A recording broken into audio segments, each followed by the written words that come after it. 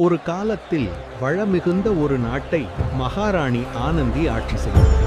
அவள் அணிந்த மகுடம் பொன்னால் செய்யப்பட்டிருந்தாலும் அவளின் உண்மையான அழகு அவளின் நியாயமான மனமே.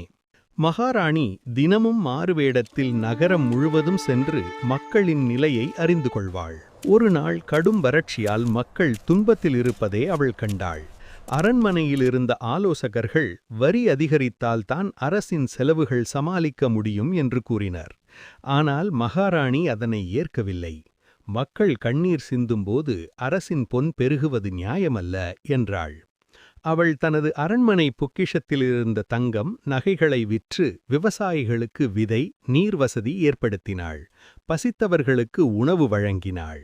சில மாதங்களில் நாடு மீண்டும் பசுமையடைந்தது. மக்கள் மகிழ்ச்சியுடன் வாழத் தொடங்கினார். அந்த நாள் மகாராணி புதிய மகுடம் அணியவில்லை. ஆனால் மக்கள் அவளை கருணையின் மகாராணி என்று அழைத்தனர். அவள் புரிந்து கொண்டாள். அரசாட்சியின் உண்மையான மகுடம் பொன்னிலில்லை, மக்களின் நம்பிக்கையிலும் அன்பிலும் தான் இருக்கிறது.